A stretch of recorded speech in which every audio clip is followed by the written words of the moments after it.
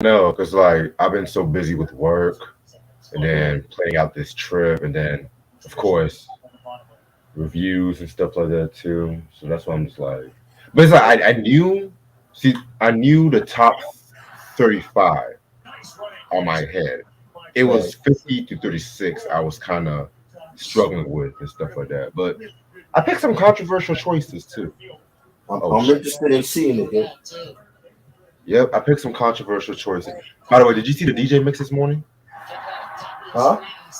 Did you see the DJ mix this morning? The video? You had a DJ video and shit. Nah, I missed it. I gotta see that. Yeah, it's a part one of this track, which I'm gonna do part two next Saturday and shit. Wow. I'm loving this shit, honestly. Eric That's showed cool. up. You on Twitch yet with it or no? Um, I'm gonna do one of them on Twitch. I'm just trying to get my shit together. I'm trying to experiment with YouTube and Instagram first to see the Right. audience. Okay. But Yeah, we should go on live on Twitch and see what it is. yeah, I got you. You know what I mean? I got a Twitch account already. Yeah, I know I made a Twitch account not too long ago myself.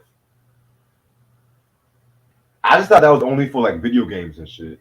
Nah, a lot of music. The Roots is one of the first I seen on there. Really Yep, they got a page on there. interesting. Okay. You know? Shit, what's up, everybody? Yo, James, I was just bumping some Project Pat this week and shit like that. Spoiler alert, I'm trying to get one of his albums for the collection video and shit. Yes. This is gonna be one of the best collection vids ever. Same. I'm already gonna, oh, go ahead. Now what? I'm already gonna show three right quick and stuff like that too. Should I show any? I'm gonna show I'm I gonna feel show compelled to show some. I mean, if you want to, I feel compelled. I'm gonna show three this month, three on my birthday possibly, and then the rest for the collection and shit. I was gonna ask you something cool. Damn it, I was just gonna ask you something important. It'll come back to me.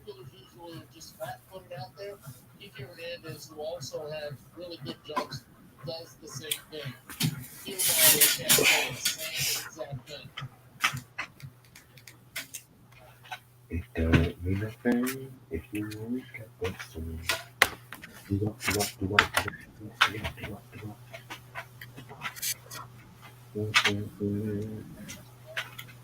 No, You said what? I feel compelled, Joe. I It's a compelling situation right now. feel you.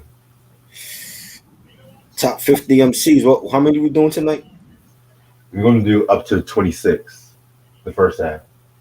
50 to 26. Yeah. Mm. Controversial shit right here, yo. Mm-hmm. Get people talking.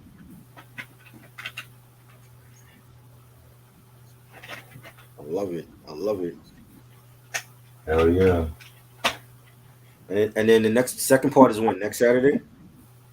I'll let you know because I gotta work next Saturday. Tomorrow, what we doing tomorrow? Tomorrow's Thundercats. Thundercats. Let's get it. Tomorrow's Thundercats, and then Monday is the female rapper we're talking about with Let's Ashley. get it. Female rapper? Yeah. Who female rapper? She was part of that group. She had that one album that was supposed to came out, but it didn't really do that. It wasn't marketed well. Did you mention her? Did you mention her to me already? Yeah. You be mentioning all these shows. I don't be knowing what we doing next. She's the name of a body part, pretty much. Who the fuck is that? I'll text you. Okay. She's the name of a body part. Okay.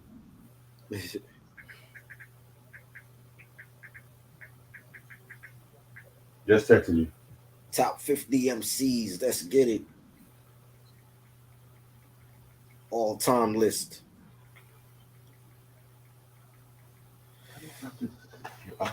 Oh, yes. My bad. Okay. I remember You now. good? I remember.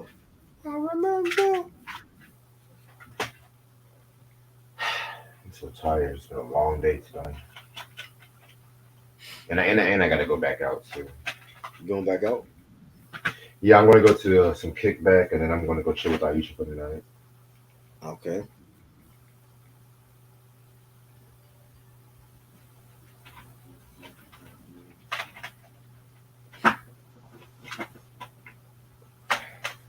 There's a judge feeling no time.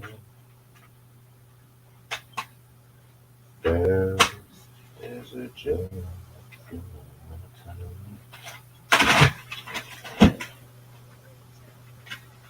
There's a jealous. Let's go.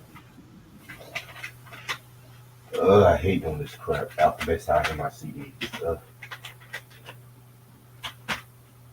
Are you showing the album too or no? You said what? Yeah, I'm gonna show him. I was just cleaning up a little some bullshit. Cleaning up some fucking bullshit. That's all I'm doing. Okay.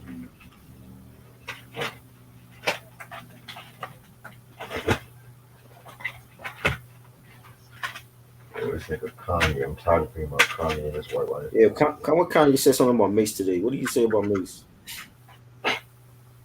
Not Mace. He said like him and Mace is working together or some shit. Oh God. I would like to hear Mason and Kanye on the track. You know.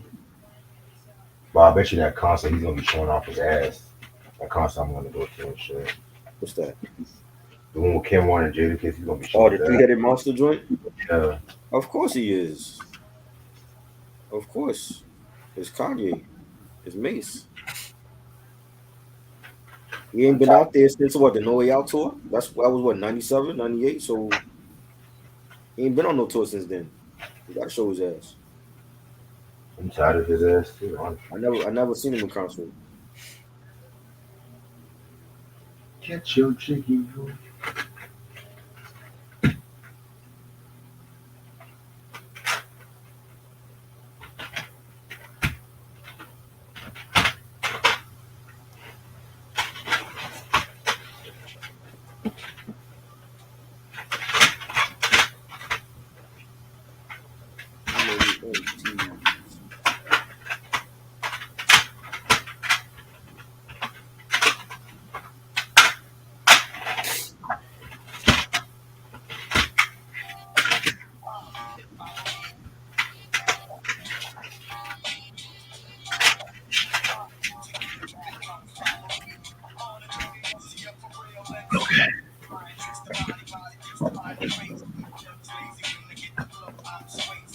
All right, I'm gonna log into my phone right there. All right.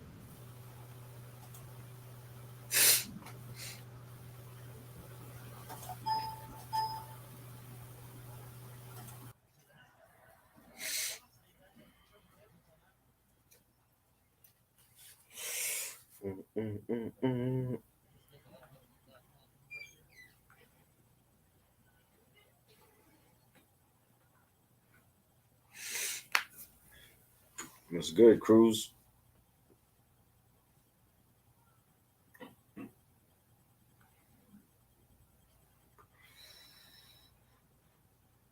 You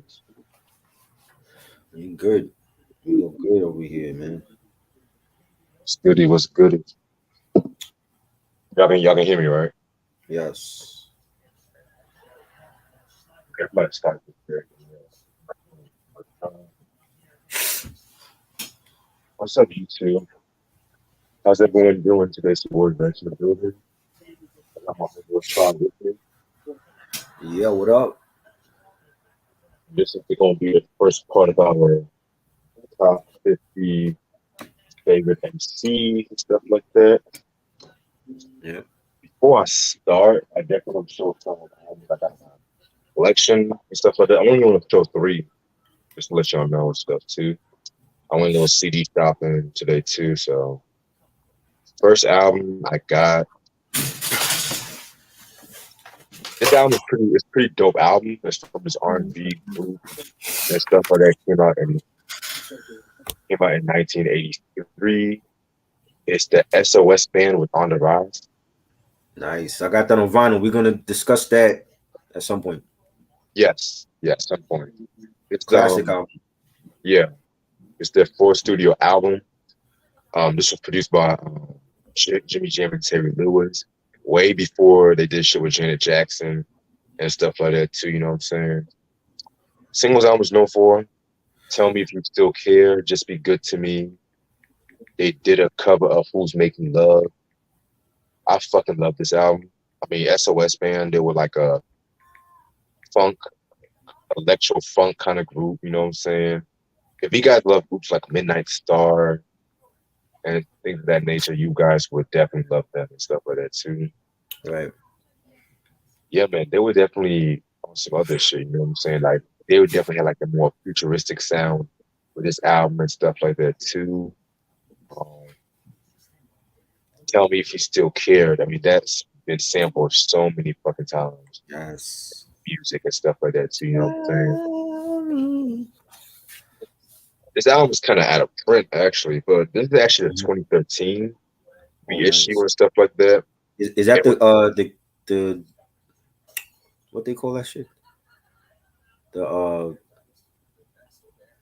what's the flat joint they call it? The format.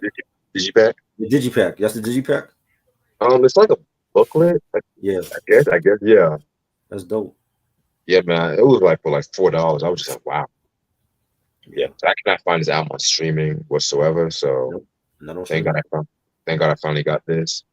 Um, Love Definitely that expect album. to review on this one day. Definitely a good album. And I want to shout out BJ and stuff like that. 'Cause he loves this fucking album and stuff too. I've been meaning to get this album for years, but for some odd reason I just never got around to it. It's Otis Redding with the Otis Blue album, aka Otis Redding Sings Soul. Dope, This, dope. this just came out 1965 on Vault Records. Very dope album. To me, this is a classic R&B soul album or whatnot too. You know what I'm saying? It's actually, I told you I was going to do a review on this whenever I got this and stuff like that too. You know what I'm saying? Singles I was known for. It came out with Respect, and yes, this was the original version of Respect. A lot of people say, "Oh, Aretha Franklin did," but no, that was originally Otis Redding's song and stuff like that too. Right. I've been loving you too long, Shake, and Satisfaction, which I want to say that was a cover of that's the cover of the Rolling Stones song, and Shake was a cover of the Sam Cooke song and stuff too. This album to me was definitely like his breakthrough album. You know what I'm saying? And this is definitely at a time when albums really began to matter a lot when it came to like the whole rock music format and stuff like that too. Of course, we saw like the white girl in the cover.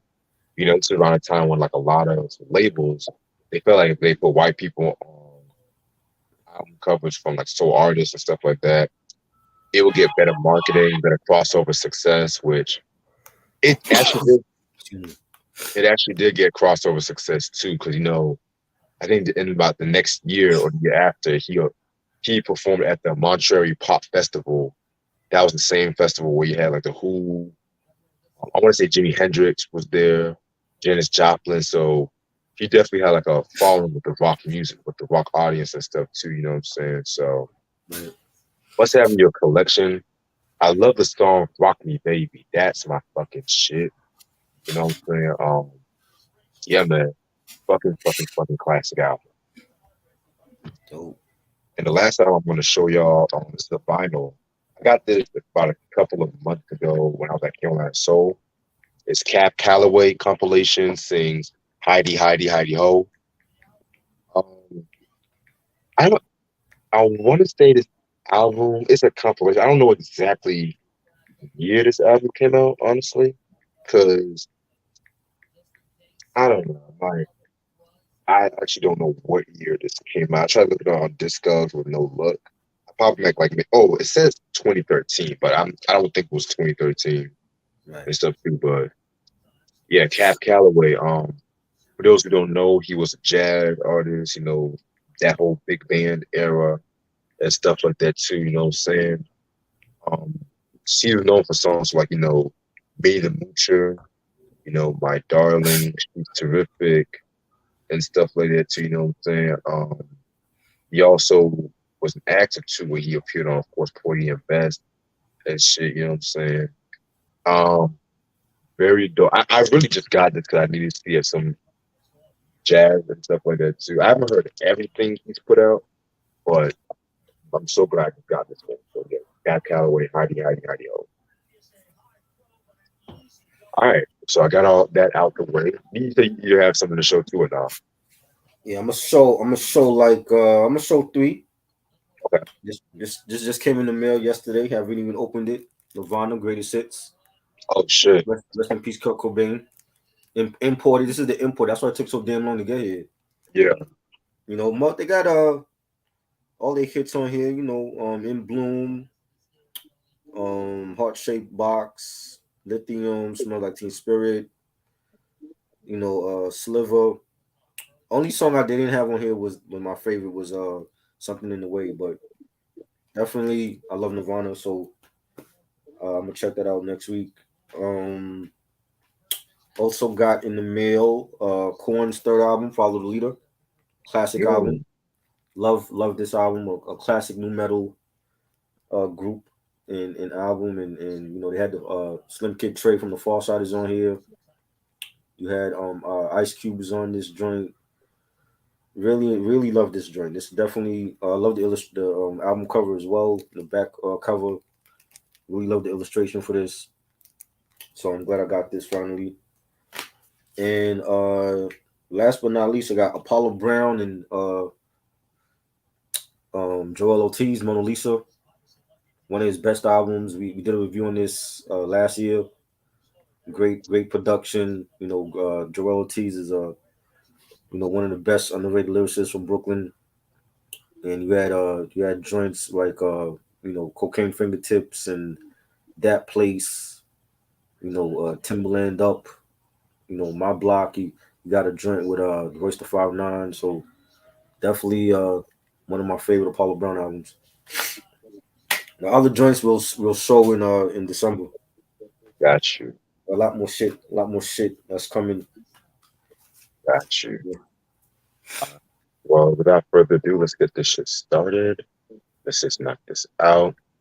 All right, so I really just base my most of my picks just primarily on skill, influence, discography, you know what I'm saying, style. Like I base it off a lot of things and Right. whatnot too. So I feel like my list is pretty straightforward. So let's get this. Yeah. Number 50, I'm gonna take it to the West Coast with Dub C. Yes. Dub Underrated C. lyricist. Yes. People forget he had a huge impact on the West Coast and stuff. Like he's been putting it down since like the low profile days when Hmm. he was on the low profile. Then he formed his own group, Dub Right. C in the Mad Circle. And then of course, you know, he was part of the whole super group, West Side Connection. He had his own solo career and stuff like that too, you know what I'm saying? I love Dub C because he had them fucking punchlines and shit. Hmm. I know everyone loved Mac 10, and I had nothing against Mac 10, but I've always felt like Dub C was a more underrated one. Action is dope. Yeah, Mac, yeah, he is dope. He is. Definitely. Um, I love the fucking when it comes to the collaboration album. I love the Curb Servant album from '95. Hmm. To me, fucking dope classic album and stuff. Even though there's some people who kind of said that that was primarily a Dub C, an unofficial Dub C solo album and stuff like that. So you still had help from the late great Coolio, rest in peace to him. Yeah. Of course, Crazy Tunes and shit too. So yeah, man, that's my fucking shit. Like the one, I love this fucking that fucking song and shit. Then the solo album, but the shadiest one album to me. I Classic. mean, classic album and shit. Oh, yeah. To this, I still need to get my hands on that album and shit too. So Yes. I believe I have that one. I think I yeah, have that man, one. I remember. I think you showed it one time too. So Yeah. Yeah. That and Ghetto Heisman. Those are the two I got from him. yeah, I need to get on Heisman too. Yeah. Yeah, that's my number 50 Dub C. Okay. Number 50. My number 50. Number 50 for me. is I have Slick Rick. Slick Rick is my number 15. Mm. And he could easily be top 10, top 5, depending on what's your preference of rap. You know, you love this. He was a great storyteller. You know, I loved his I loved his different X-rated songs that he brung to rap, and his wordplay delivery, having that London accent. And when you hear joints like Lottie Dottie, I've always thought that Slick Rick should have did an album with Dougie Fresh, and he never did. But I always thought that would have been a great '80s album. You know, the both of them Yes. beatboxing and telling stories and just entertaining the crowd, and because they're entertainers as well, besides MCs and his whole swag. A lot of people got their swag from Slick Rick. Even now, when you look at people like Two Chains or Migos wearing the multiple chains, Slick Rick started that. Nobody was doing that before him.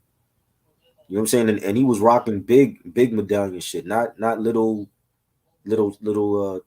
charm pieces and shit. He was rocking big, table medallions and shit around his neck. You know what I'm saying? He had like a whole collection of them. You know what I'm saying? And then his swag was just off the off the hook. And Great Adventures of Slick Rick, one of the best albums of 1988. He took when he went to jail. We didn't hear from him. Other than Behind Bars, he came back, gave us another solid album with all the storytelling and did the Outkast remix with them. You know what I'm saying, for that joint, and he's a legend. You know what I'm saying. I don't think I never saw Slick Rick in concert, but I would like to. I know he's still touring, and anything he's on, he's always like he has a ton of features. This man needs a versus. You know what I'm saying, and they overlook Slick Rick. You know what I'm saying, but he's definitely a legend, and had to put him on the list just for his storytelling alone. I had to put him on the list. Got you. That's actually he's actually way higher up in my list too. So Mm. yes, sir. Track number 40, number 49. We're gonna go with Craig Mack for my number 49. Craig Mack making your list, okay? Yeah. Interesting. Another. I never heard nobody mention Craig Mack on there like that. Well, I went back and forth whether to put him on this list or not. You know what I'm saying? But I'm gonna explain why. Cause I've always felt like Craig Mack.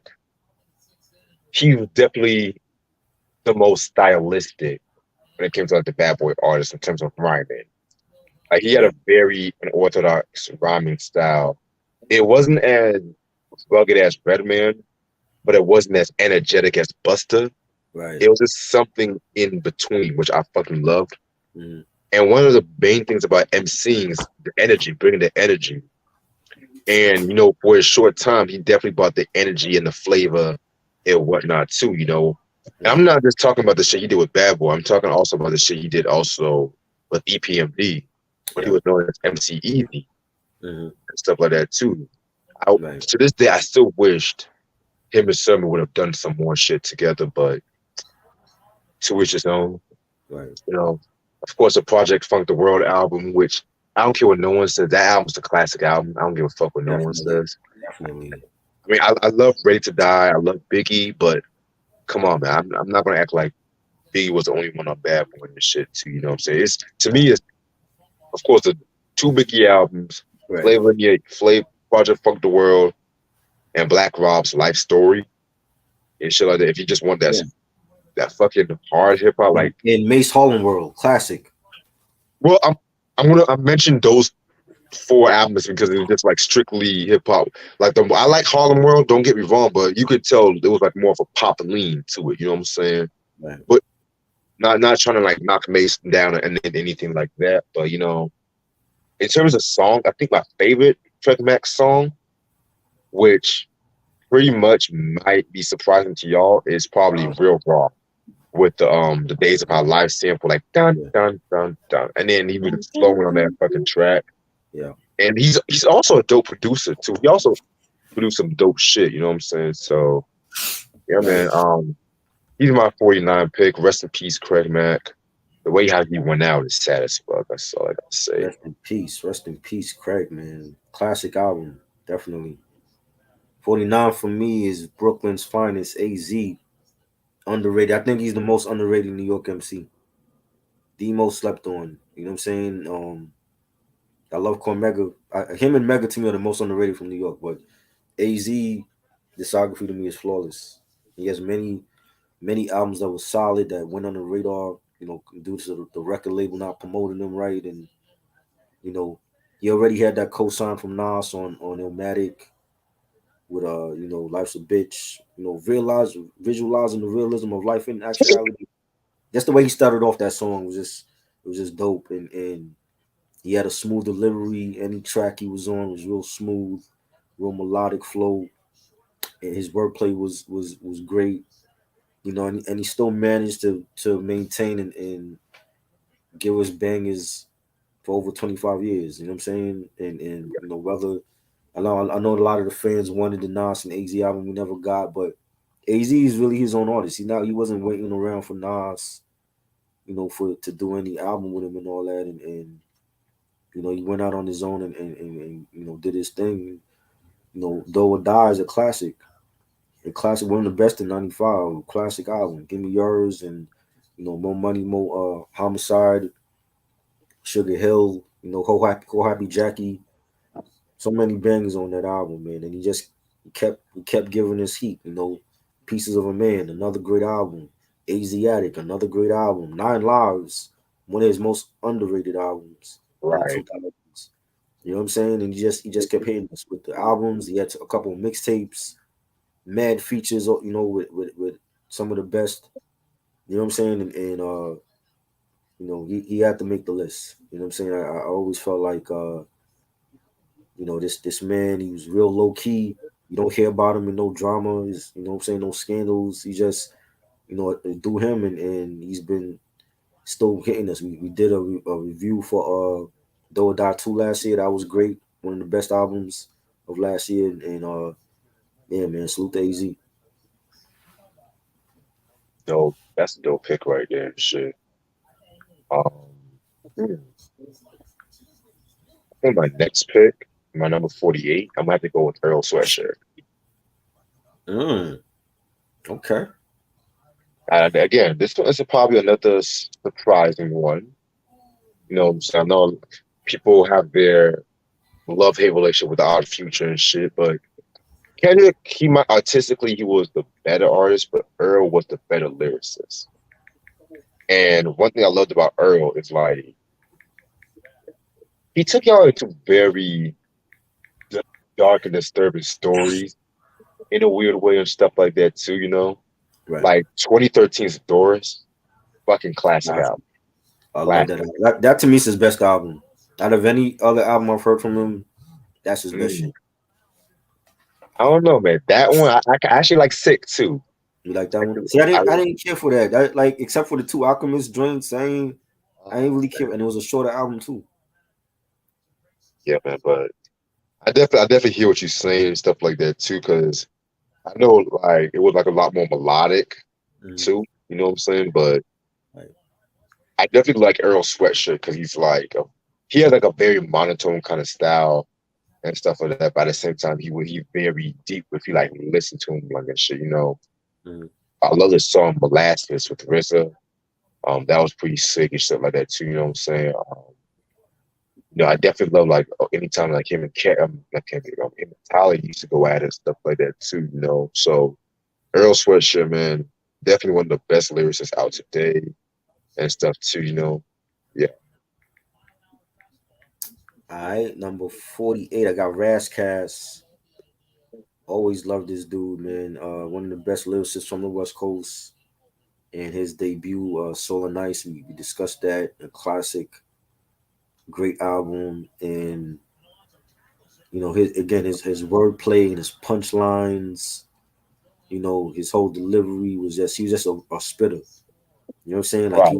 he wasn't flashy, and sometimes you have to like really go back and rewind to what he was saying. You know what I'm saying? And I love being able to rewind and listen to what a lyricist was saying. You know what I'm saying? Like yo, what did he just say in that line? I missed it. We got to go back and rewind the tape, and we don't have that too much anymore.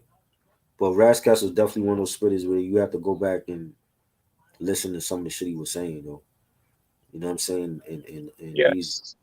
he was just a lyricist. You know what I'm saying? He wasn't on no commercial shit, no flashy shit.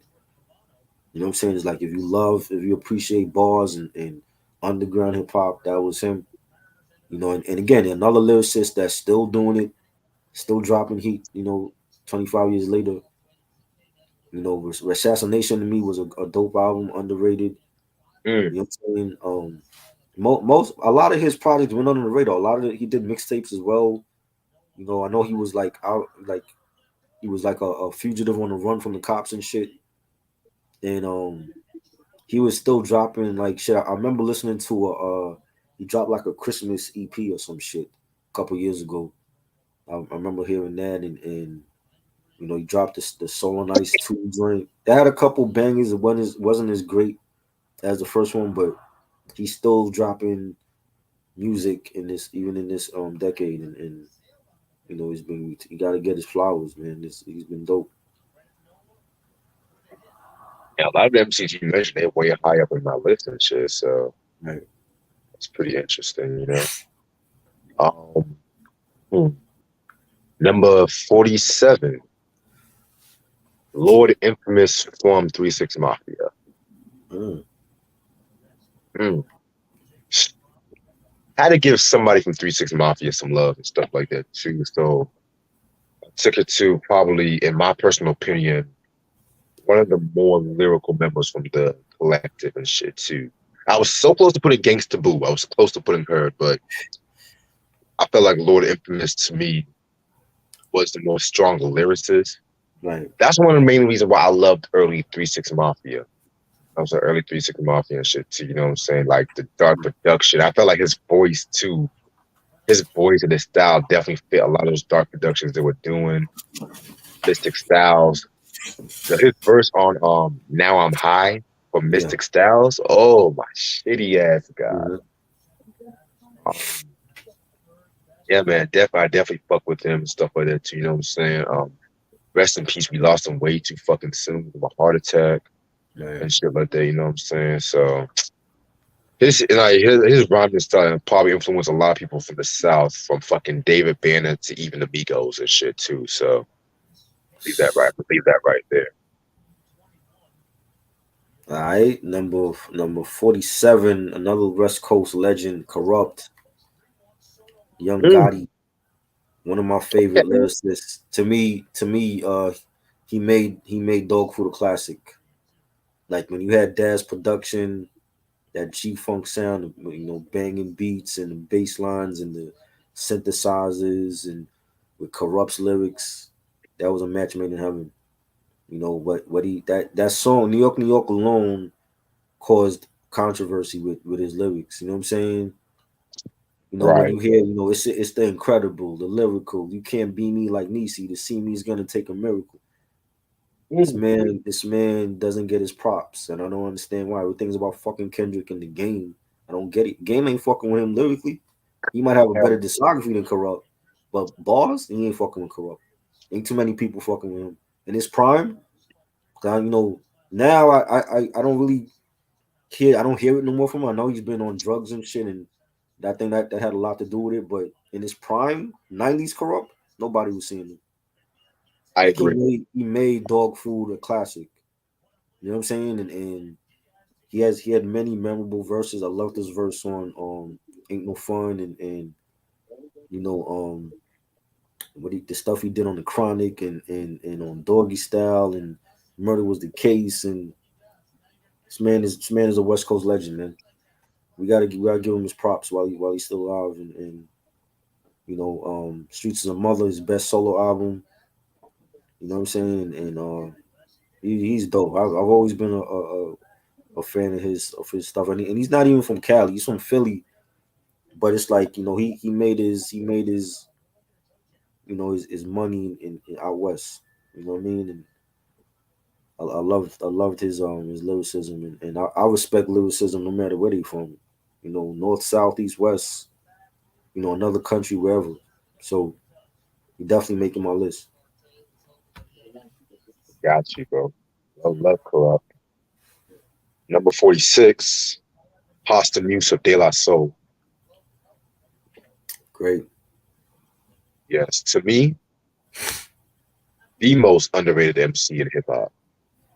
To me, I don't hear nobody mention Pasta Muse Mhm. like that. You know what I'm saying? Like, and don't get me wrong. Don't get me wrong. Don't get me wrong. You know what I'm saying?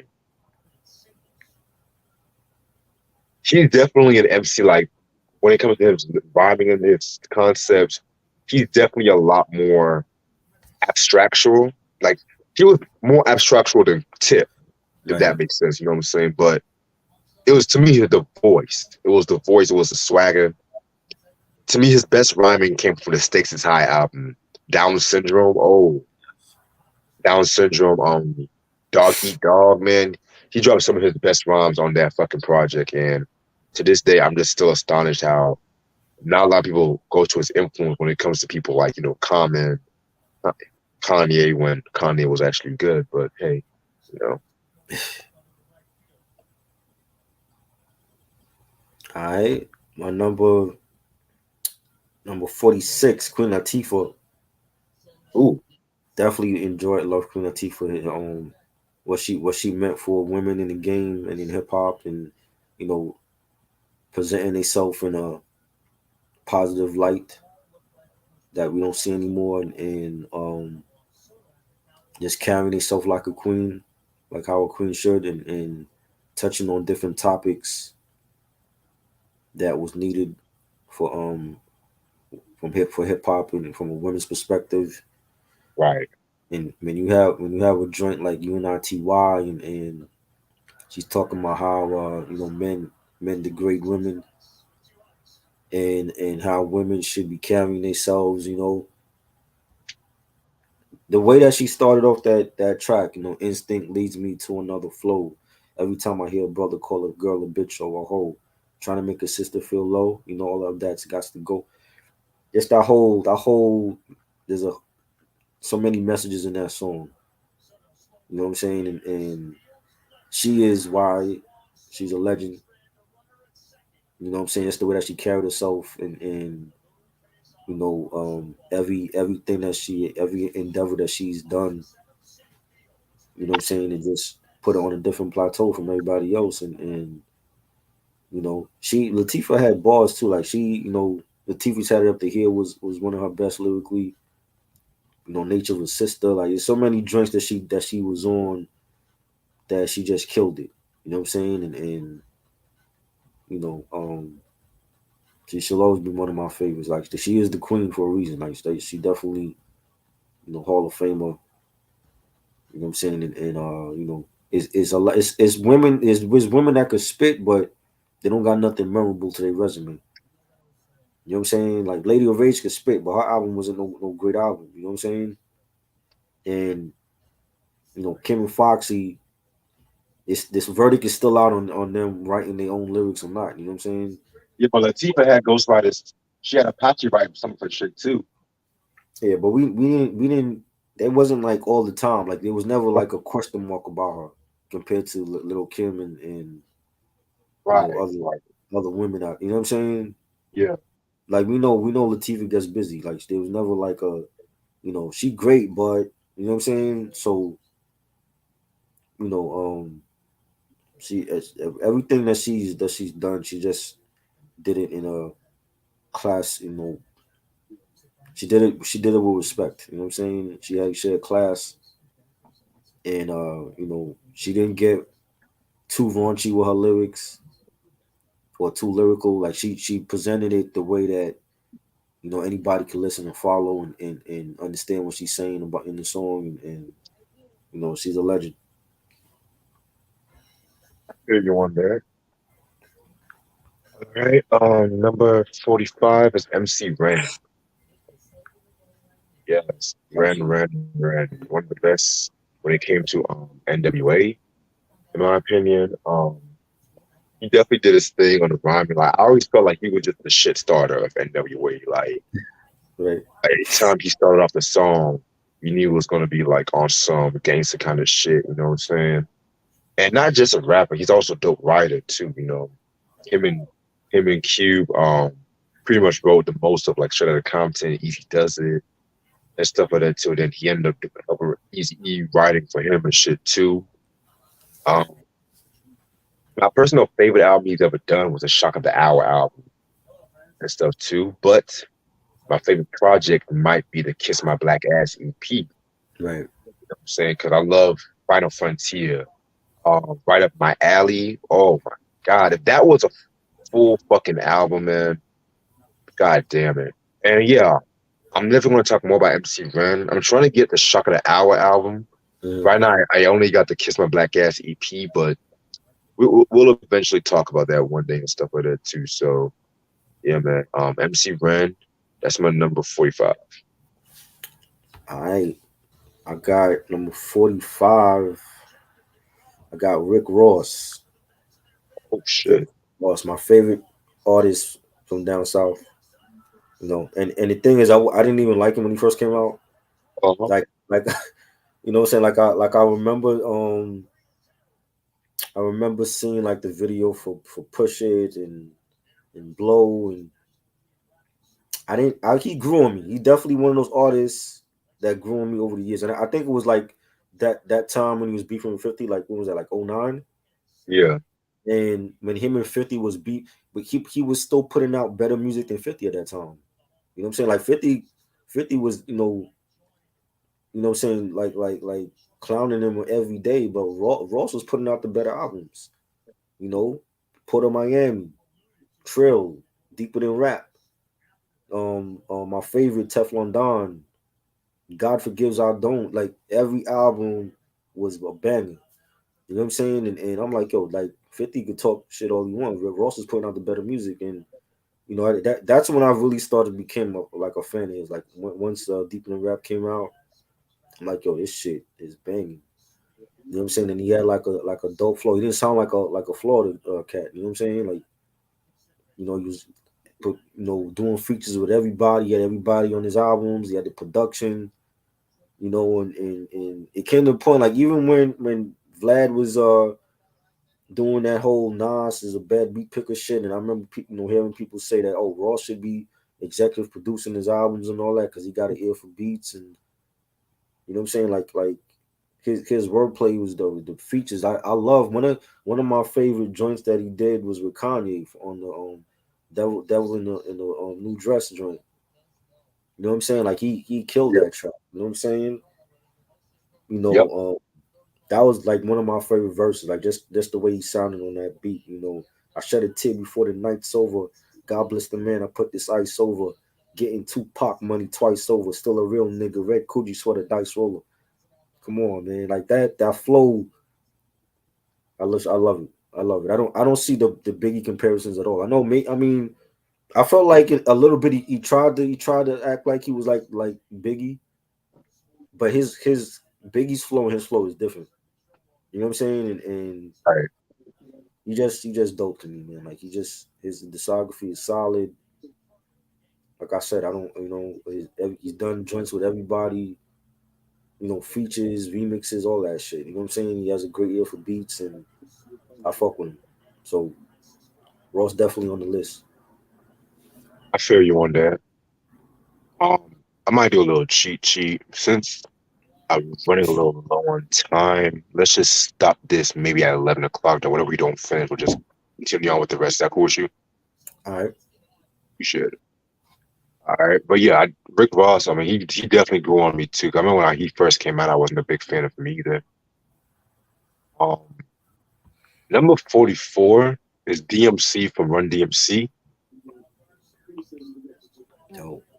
Yeah, man. Run DMC, man. You know, a lot of people have said like their rhyme style was like simplistic or whatever, but I mean, I kind of said that shit too. You know what I'm saying? But simplistic does not always mean bad. Let's just excuse me. Let's just leave it right there. And I've always been more of a fan of DMC. You know what I'm saying? Because for one, his voice was like more energetic. I felt like Run definitely had a more energetic voice, but DMC had that roughness to his voice and shit. Man. And it's a shame that he had voice issues, towards the end of Run DMC's career and stuff like that too, because that was one of the main reasons why that Crown Royal album was trash and stuff like that too. You know what I'm saying? He had too Because many features on there too. yeah, and he only appeared on like 3 tracks on the album and shit. Yeah. Because you wanted like for them to do like more smooth and melodic kind of music for it, because to like work well with his voice. But Run wanted to do the whole rock influence kind of shit. You know what I'm saying? But yeah, I've already done a review on that album, so y'all can check that out. Oh, you did a review on Crown Royal? Yeah, like years ago. I think like Yeah. 2018. Yeah. Oh, what made you do that? I mean, because I already talked about all of Run DMC's albums and Yeah. shit too, so it's just like, why not? Why not? But yeah, man, DMC. I mean, I loved him a lot in like the Raising Hell album, Tougher Than Leather, even Back from Hell and stuff like that. I felt like he definitely did that thing with that one. You know what I'm saying? So All right, I got Ludacris 44, one of the best lyricists in the South, and I love his wittiness that he brought to his rhymes and his wordplay, and you know he's just a spitter. Like he can make great songs too, but he was just a spitter, and his many great albums, Incognito and Back for the First Time, Word of Mouth, Chicken and Beer, the Red Light District, just great albums he had, and you know, what he did for Southern hip hop on, being on Def Jam and getting that co-sign from Scarface, and he's dope. You know what I'm saying? And you know, when you think South, you don't really think lyricists like him, because they're more like laid back, and they love this the Southern bounce and the chopped and screw thing. And but he brought that, he made people see, especially in New York, he made people see that, like the South can have they spitters as well. We got Redman, Atlanta had Ludacris, you know what I mean? And he's dope, man. He's a great artist, to see live. I saw him live on the Outkast tour, and he was great, and he's always, it's always entertaining. Like he's an entertainer too, and I like the fact that he brings a lot of humor and wittiness to his music, and he's great, man. Definitely deserves to be on here. yeah, I love Ludacris too. Um, Number 43, Q-Tip, Try. Nice. Yeah, speaking of pasta news, I mean, I had to mention my homeboy right here, Q-Tip. Right. Kind of straight from Tribe Called Quest. I've always had a love for Q-Tip's rhyming style. You know what I'm saying? The whole soft, jazzy kind of voice, if that's the jazzy kind of voice he was doing Right. and whatnot too. You know what I'm saying? Like certain songs where he just definitely showed his versatility. Like he could definitely roll with the posse cuss like in Scenario and Don't Curse, but then he'll Right. have another song where he's trying to appeal to ladies like with like Electric Relaxation, Find a Way, and whatnot too. And production aside, I've always felt like his rhyming style and technique definitely does not always get it's just you. You know what I'm saying? Because this is a dude that worked with a lot of hip hop's best, from Nas to Prodigy and stuff like that too. You know what I'm saying? So everyone took something from Tip. So that's my number 43. All right. I got number 43 for me is Evidence from Dilated Peoples. Again, another lyricist that I enjoy listening to. He's real introspective about his life and things that's going on in his life. I know he had a wife that had cancer, and he talked a lot about that on different songs on his albums, and great producer as well. And he, like I said, like I've always enjoyed him, like from the first Dilated album, the Platform, to his solo stuff, the Weatherman, and Cats and Dogs, and the Layover EP. Whether or not album, a classic album, his recent album that came out, a couple months ago, I think it was. And he's still dropping heat. You know what I'm saying? He's a great producer. The Step Brothers projects he did with Alchemist, and doing stuff with Domo Genesis. And this man is super underrated.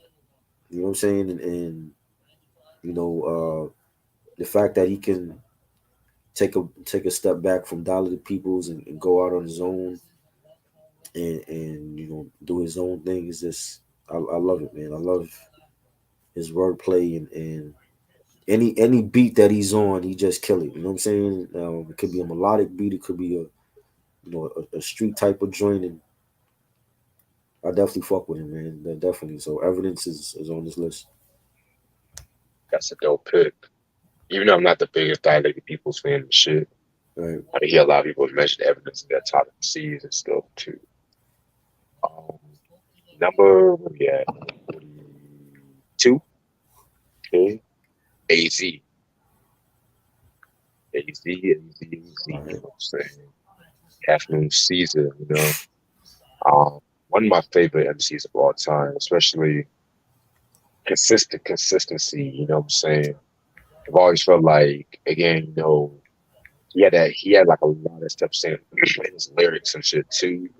You know what I'm saying? Like masked with this like glamorized kind of feel, you know what I'm saying? As soon as I heard about Life's a Bitch, I definitely fell in love. I mean, I definitely fell in love with like his voice and stuff like that, his style and stuff like that too. But it was a song More Money, More Murder, More Homicide that to me solidified him as like a top tier MC and stuff like that too, you know. Right. Storytelling at its finest and shit too. Um, Favorite albums, I do like Do or Die. I love Do or Die, Pieces of Man, AWOL. I mean, his whole discography, man, is just top notch and stuff like that. Not a bad album in a bunch. Hell, even Do or Die 2, you know what I'm saying? That was again another very stellar joint and stuff like that too. That's definitely how you do a sequel album Right. and shit too. So yeah, man. It was the number 42. 42. I got Shay Noah from Buffalo. Got you. Definitely like this. She and Rhapsody to me are the two best female MCs that's out. Like when it come to bars, they got it. And Shay Noah's been she's been coming up. She's been, you know what I'm saying, like last couple of projects. You know, she dropped the Juno project in 2020, and the Apollo Brown album is God Intended, and you know she dropped the album early this year, Food for Thought, and she produced all of it on her own as well as rhyming. And so you got like a female that's out here that's spitting bars and she's producing as well. I don't know any female that's producing their own shit like that. You know what I'm saying? Right. And she's just giving that street shit, and I'm loving it. You know what I'm saying? And you know I definitely salute to her. You know what I'm saying? Like, and she not one of them females that she not showing no skin. You know, she not showing no eye candy to sell records. It's like what you hear is what you gonna get from her. And I like that. I like that she's still progressing with every album, and she's only gonna get better after this. And you know, she down with 38 Special and his group, the Trust Group. You know, Ransom's a part of that. You know what I'm saying? And you know, Fred the Godson was a part of that. Rest in peace to him. And they killing it right now. She definitely one of the best spitters out in this era. So it's like I fuck with her. So I'm to me she has a discography that you could go back on and listen to. A lot of the MCs that we had, female MCs, Bombardier and Rod Digger, they didn't have a large catalog. Right. Your age, and they all could spit, but Shane Noah is actually one of them females that she could spit, and she got different albums that people could listen to and get a feel for her music and what she's about, from Buffalo. So I definitely fuck with her. Definitely. Uh, Number 41, Kendrick Lamar. Kendrick Lamar, man. That's my number 41. And Kendrick, man, he's definitely artistically one of the best when it comes to like hip hop and just pushing the generation and the boundaries of what hip hop can be. You know what I'm saying? Right. Very versatile, especially coming from an era when you have like a lot of fucking copycats and shit. That's all I'm gonna say. You know, Son of a bitch, man. Where do I even begin? Where do I even begin? Serious with him. It's like you can just feel the hunger and stuff like that too. You know what I'm saying? Just the fucking hunger. And Kendrick was what really got to me. You know, ever since Section 80, I seen him like go to like different stages and stuff like that. Like Good Kid, Mad City was like an ode to like the LA lifestyle that you had to Pimp a Butterfly. When it's just like he was pushing the boundaries of like talking about the whole Black Lives Movement, just like black, like this is just a fucking black album and stuff like that, where you get like an appreciation of just the black culture and stuff too. You know what I'm saying? I mean, one of my favorite songs that he definitely went off on, Mad City with MC8. That song right there, he definitely went in and shit too. So I definitely feel like I wanted to put it way higher on this list. I really wanted to do it, but I feel like number 41 is very respectable. All right, 41. I got Rock Marcy. Shout out to my homie Gmo. Is he's a Rock Marcy fiend. I know when I send him this video, he's gonna be excited to see this shit. Yeah, Rock Marcy definitely came a long way from being down with Flip Mode Squad and not dropping anything down with them, and then going solo and dropping the UN project and his own solo stuff. Moxburg and Reloaded. Um, the Pimp Pie Strikes Back and Marcy Alago, Mount Marcy, Behold the Dark Horse, Chaos with Muggs. This man's discography is flawless, man. Like every album he drops it's like gems on there. So he just dropped the album with Alchemist, a couple months ago, and I love his wordplay. He said this is on the Richard Gere joint. He's saying for niggas that'll shoot the square, yeah, Gore-Tex got a few pair, bust a move, make a shoot tear. Take off your ear like a souvenir. Swing from the chandelier. Richard Gere with the gear. Ric Flair. Yeah. Squeeze clips in the biscuit. Split your pair for the wrist wear. Yeah. The kid is a pistol. I love his flow. Like his flow is just so smooth, and he's a producer as well. He's producing his own stuff, and definitely he's come a long way. Like seeing where he's at now and still being able to drop, joints in this era, like and coming from being down with Flip Mode Squad and busting in them, and he's come a long way, and he definitely getting his flowers, right now. And I'm loving it. So shout out to Rock Marcy. Yes, yes. All right, it's 10:46. I'm gonna stop it at number 35 and shit like that. I think that's Okay. all right. Kicking off the top 40, we got J. Rue the Damager. Coming straight from the Gangstar Foundation. Right. Man, J. Rue the Damager, man, one of the lyricists you'll actually listen to. He was definitely one of the first East Coast MCs to really just talk mad shit about not just the West Coast dominance of gangster rap, but just the East Coast commercialization Right. and stuff like that too, around that mid '90s and stuff too. I always felt like he definitely was a lot more lyrical than people made him out to be. Like his wordplay to me, like let's Jetson like Elroy from the One Day song and stuff like that. So it was just like the double entendres was like his main fucking. It was the double entendres and the concepts in his music that was his main strength. Like you have songs like "You Can't Stop the Prophet," "One Day," of course, like I mentioned, um, "Frustrated Nigga," Mhm. just songs like that where you can just. I always feel like his storytelling never really got it's just you Right. and stuff like that too. You know what I'm saying? And then he also has one of my favorite verses from the Party from Gangstar, the I'm the Man song and stuff like that too. You know what I'm saying? Which I know a lot of people kind of prefer Speak Your Cloud, which again, that was a dope posse too. But I mean, I'm the man track right. The way he was just flowing on that fucking beat was just bananas and stuff. You know what I'm saying? That's my number 40 pick. All right. I got number 40, Fonte from Little Brother. A great lyricist. This man is versatile. He can rap. He can sing. He's a part of two groups, Little Brother and Foreign Exchange, and he has some dope solo stuff. Charity Starts at Home is a great solo album from him. Highly slept on. The stuff he did with Little Brother, Minstrel Show is a classic.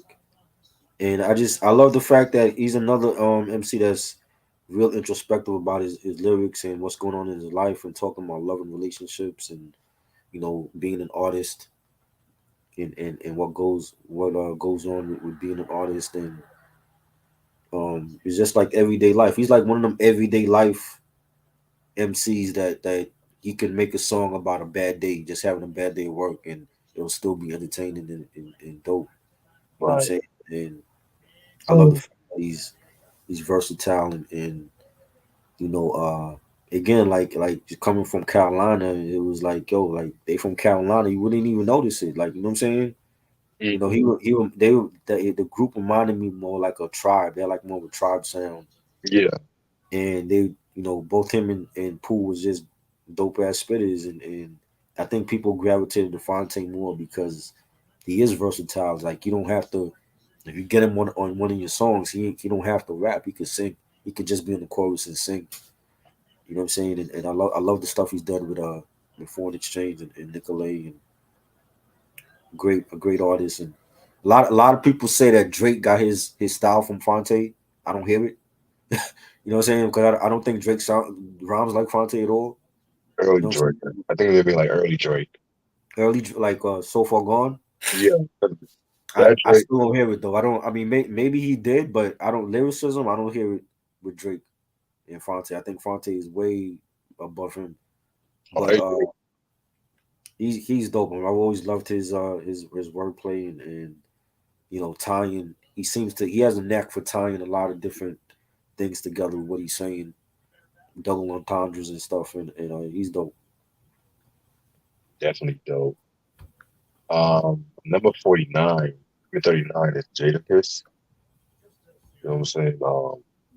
Very dope rapper, very dope writer. Cadence is always on point. You know what I'm saying? I definitely feel like Jadakiss. I could have easily put any of the Locks members on this list, but I feel like Jadakiss might be the one that definitely stood out to me because it was just like with Jada, he was just pretty much one of those rappers that he don't give a fuck what beat it is and stuff. Like he's gonna crush it. He's gonna crush it like regardless of it. You know what I'm saying? Right. And just the fucking street tales, the energy you always bring up on stage and stuff like that too. You know what I'm saying? He always held his own. You know what I'm saying? Like I know like a lot of his albums like forget Quiet Taste and shit like that too, you know what I'm saying? But I still fuck with Jadakiss, you know. So that's what I'm thinking of. Love Jada. He's just his discography sucks. Mhm. You know what I'm saying? Love him, but he don't got not one classic we could talk about and be like, yo, like this Yeah. is like this is like the a masterpiece, like how Ready to Die or Illmatic is. I still You say know, Kiss the Game to buy. it's a good album, but I don't think it's fucking with Illmatic. You know what I mean? It's like I wouldn't even put it second tier. It's like solid album. You in the solid album category. Not with the greats like Cube and Biggie and them. You know, for 39 I got Q-Tip, one of my favorite producers all time, and MCs, and again, like he can switch it up and go in a different lane. He's done it before. You know what I'm saying? And just being the lead front man for Tribe, and giving us countless classics like Check the Rhyme and Benita Applebaum, and going out and doing his solo thing, vibrant thing that was everywhere in 1999. I got tired of hearing that shit. That's like his signature joint that everybody remembers. Breathe and Stop, and gave us the Renaissance, which was to me his real solo album. That's the real tip that I wanted to hear. And when you had joints like Getting Up, and the title track, and Move, and Life Is Better. classic album. Everything he's done, like production wise, with Jay Dilla, rest in peace Dilla, and Ali Muhammad Shaheed. Everything they put they stamp on has been solid. They did joints with Brand New Heavies, The Far Side, Keith Murray. Everything they've done production wise has been great. I don't think I've ever heard a bad Q-Tip beat and I said like, yo, this is whack. You know what I'm saying? And he's another artist that's still relevant in today's era. That's still doing joints. I know he got like 4 or 5 albums planned. We're waiting for the LL album to drop. Hopefully that's good. He has another solo album coming. I know there's another Tribe album that they're working on. So this man is busy. You know what I'm saying? And he's been great. You know what I'm saying? And I really could have put him higher. You know what I'm saying? It's just like so many great MCs that it's gonna be hard. It's gonna be hard. Like when we get to the Rakims and the Commons and the Black Thoughts, it's gonna be hard, yo. But Tip definitely have to make my list because he's one of my favorites, like ever, when it comes to lyricism and beats. You know what I mean? So that's my 39. Dope. Number 38, I gotta go with Corrupt. Yeah, Corrupt. Yeah. Fucking love Corrupt. Dude. You know what I'm saying? He's definitely one of the more vulgar, like vulgar rappers and shit like that. You know what I'm saying? But at the same time, he's lyrical with it. You know, like he doesn't just fucking talk mad shit just to talk mad shit. Man. Of course, I gotta talk about the Dog Pound days. I just personally felt like he was definitely toe to toe with like Snoop and fucking Rage and whatnot too. You know what I'm saying? And for somebody who comes from fucking Philly, coming from Philly and stuff like that, some West Coast niggas and shit too. I mean, that just says something to his style and stuff too. I mean, he's another MC where I feel like his total discography is a bit more misses than hits and stuff like that. Like, I love The Streets of the Mother. I love that one. And that the Odysseys, that Space Boogie was pretty cool and shit like that too. But some of his other ones, I was like, yeah, it's good. But I mean, his pen game was always on point and shit too. Like, even when he was doing shit with like Janae Aiko and stuff too, you know what I'm saying? Like, I mean, it was pretty dope and shit. So yeah, that's my number 38. Yeah. 38 for me is Tretch from Naughty by Nature. Definitely loved this. He's a great lyricist. Loved his flow. His flow was just different from everybody else on any track. And being the front man for Naughty, he was like the perfect leader. And I wish he had. See, I wish he was one person that he had a solo career because we were promised a long time ago for that Tretch solo album that never came out, and I don't know why, but I feel like he could have been a great solo artist as well because he had the respect from a lot of the whole community. He could have did joints like outside of rap and he's definitely dope and when you hear him on joints like It's On, that's the way that he started it off. Put me on the planet, damn it. Where all the sisters look like Janet. Slick considered this how I lick it and then fan it. Pick, rub, and ran it. How I run it. Yeah, I ran it. And it ran frantic. Rub, put on the panic. I loved his flow. Like his flow was just different on every track. And his style just was just him. Like nobody sounded like Tretch. You know what I'm saying? And man, he was dope, man. Definitely underrated. I think now in seeing a lot of people like talk about lyricism online now, I see people give him his props. Yeah. I didn't hear that back then when Naughty was coming out with Hip Hop Hooray and Ghetto Bastard and all that. I didn't hear those conversations about him like that when it came to lyricism. But now I'm starting to see it, and it's great that he's getting his flowers now. And yeah, he's definitely in his own lane when it comes to lyricism. I definitely hear you about Trek. Number 37 is Kumo D. Yeah, man, Kumo D, man. Love a lot of this shit, you know what I'm saying? One of the first rappers to really transcend into different eras, like coming from excuse me, coming from a treacherous 3, the whole 79, 83 era, and then he came out with his own solo shit, you know what I'm saying? I mean, he definitely stood toe to toe with some of the best lyricists at the time and stuff like that too. I know his legacy now might be just a beef with LL Cool J. Well, on his on wax beef with LL Cool J and shit too, you know what I'm saying? But at the same time, I definitely felt like that even that battle alone was just groundbreaking itself because it was just like the first time like the hip hop mainstream got a hold of what like lyrical hip hop was and shit too, you know what I'm saying? Because shit like the Bridge Wars, the Roxanne Wars, it was mostly like an underground kind of thing, you know what I'm saying? Like you had LL Cool J, they had that fucking magazine and stuff like that, Battle for Rap Supremacy, which I need to get my hands on that magazine too, but it's probably come by. I definitely love songs like fucking How You Like Me Now, I Get Money. I mean, I get work, they want money. All that shit was pretty dope and stuff like that too, you know what I'm saying? So, and also too, it's just his superiority.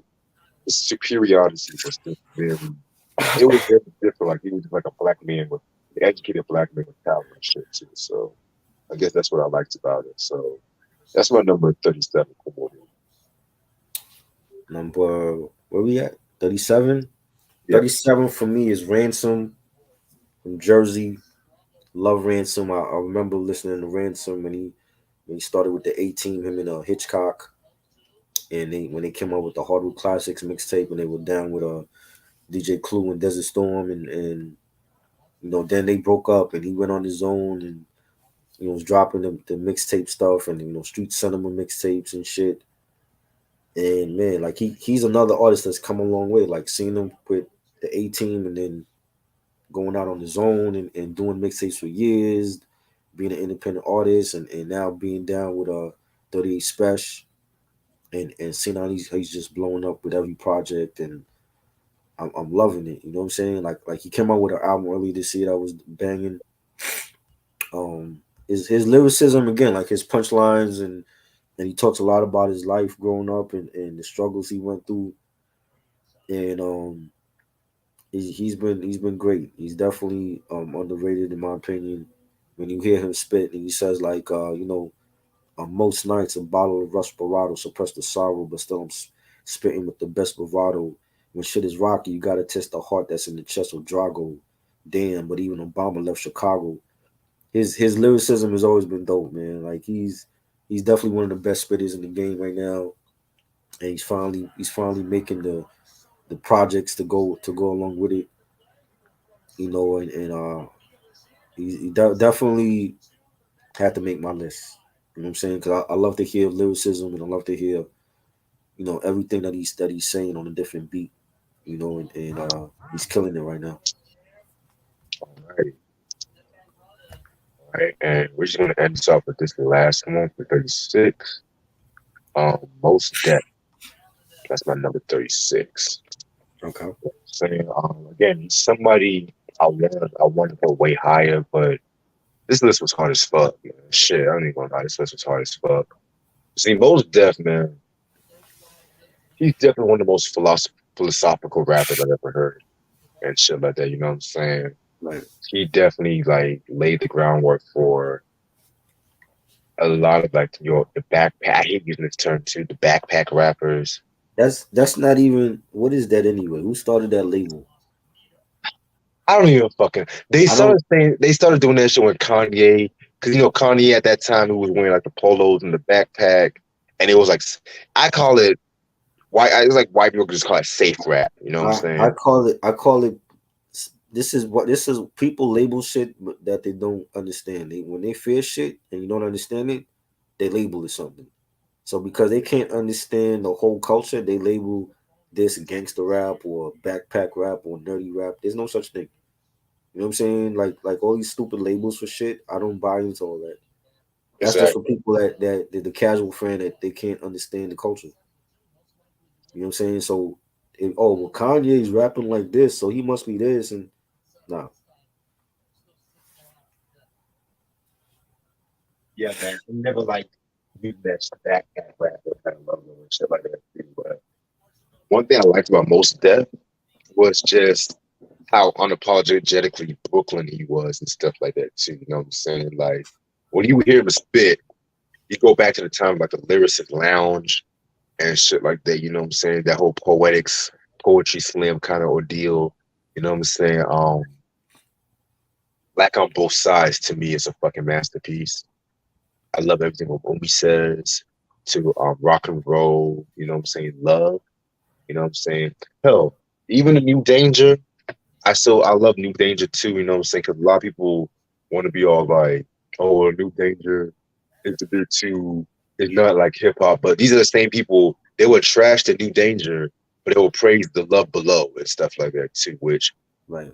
I don't understand. Like, not like I said, not knocking the Love Below, but I have to say what I gotta say and shit too. You know what I'm saying? But Most Def pretty much is like one of like the best lyricists ever and stuff like that. Even that new Black Star album, he was still on top of his game and stuff like that. So he still got it. Yeah. And stuff like that, you know. Yeah, man. And yeah, and yes, I've always preferred Most over Talib rhyming wise. So yeah. 36 for me is Ice Cube. What? Great. Cube at 36? Yes. Hey man, it's tough. It's tough competition. He got to compete with Ghostface Killer and Conway and Benny. I don't think you got Conway and Benny over Cube. I don't think he better than them. Not lyrically. Fuck no. Conway and Benny lyrically, to me, they better than Cube. Whoa. Yes. Whoa. You think Cube was better than Ghostface? I don't think he's better than Ghostface. Now Ghostface, that's a different conversation right there. Because honestly, I kind of got lyrically, I got Ghost a bit higher, but artistry, I got Cube over Ghost. They all higher than Cube. Kendrick higher than Cube. Cole is higher than Cube. Most Def, Common higher than Cube. Colorblind. Fuck yes. Nigga, we had a tennis. Yeah. Okay, I'm sorry. No. Let's go there. Like, if you feel like you should be higher, that's great. That's why we having this conversation. Yeah, I'm just surprised. I'm surprised. If we just going by bars, he ain't fucking with Ghostface when it comes to bars. Not Most Def, not Common. Prodigy to me is higher than him. Beanie Siegel higher than him. Styles P. Beanie Siegel higher than Q. Yes. Oh, yes. If we talking about bars, yes. Styles P, Jadakiss with no fucking. Now you praise Jadakiss. Now you want to fucking praise Jadakiss and shit. No. I've been praising Jadakiss from day one. He's a great lyricist. My whole thing, the same way I say about Method Man, they don't have a great discography. They don't. At least Method Man, you can make the argument for his first 2 albums, but Jadakiss, no, he got one good album to me. Wow. Okay. You know but hey, people, y'all motherfuckers praise these people. Y'all calling them when the Locks beat Dipset, everybody was praising Jadakiss. Oh, he's the god, this and that. He ain't got the fucking work to show for it though. He ain't got the albums to show for it. Black Thought do with the Roots. Black Thought do. He got classics. Jadakiss don't. You know what I'm saying? We have to review Kiss. You mean to tell me Q was better than Black Thought lyrically? He ain't. Not to me. Hell yeah. No. I mean, like I said, Black Thought and Q on 2 different lyrical stratospheres and shit. Bars is bars though. Bars is bars. Yeah, right? Yeah. Bars is bars. Bars is fucking bars. Now, granted, I do say Q dumbed his lyrical style down. I would say that. Once we get to the War and Pieces and shit like that Don Mega crap, right. I'll give you that. I'm talking about like vintage. Well, vintage Cube had to make it because if it was Don Mega Cube, he wouldn't be making the list at all. But it had to be America's Most Wanted Cube. Man, okay. I'm gonna let you. Yeah. For his social commentary, his conscious hip hop, and yes, he was one of the best. I'm talking about ball for ball. I don't think he fucking with a lot of cats ahead of him on this list. Self-destruction don't pay my motherfucking rent.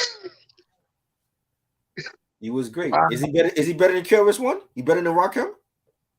Nah, I ain't going that far. Well, they ahead of him on the list. Yeah. Honestly, Cube is in my top 10. That's why I say Cube is in my top 10. and shit. Cube, That's why Cube. I Hey, was. everybody ain't gonna make the top 10. I know.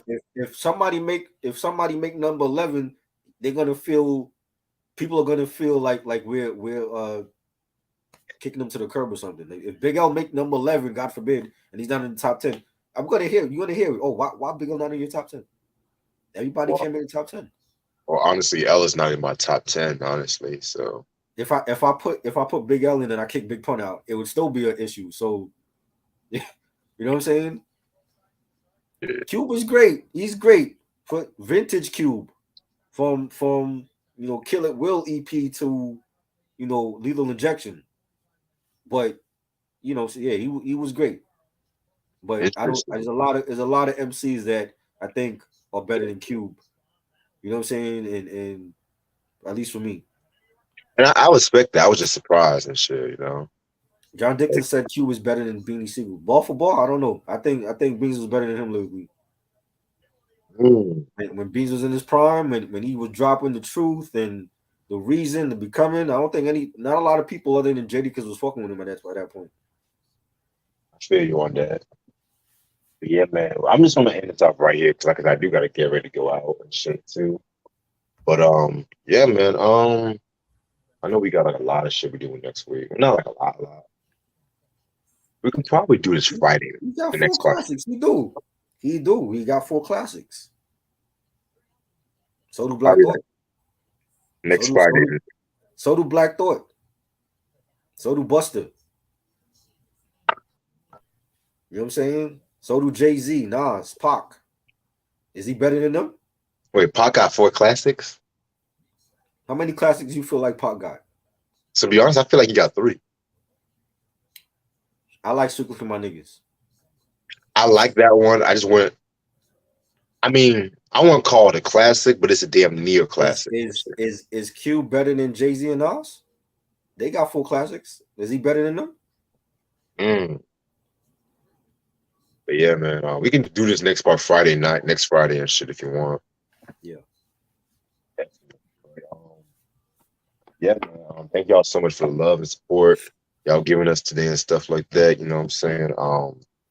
Catch us tomorrow when we do Thundercats breakdown and stuff like that too, which I definitely got to finish up my notes tomorrow too. So work's been kicking my ass. I barely had time to do what I had to do, but it's gonna be dope. But appreciate all this love. I'm gonna definitely see y'all later. Appreciate this try as usual. Peace. Peace.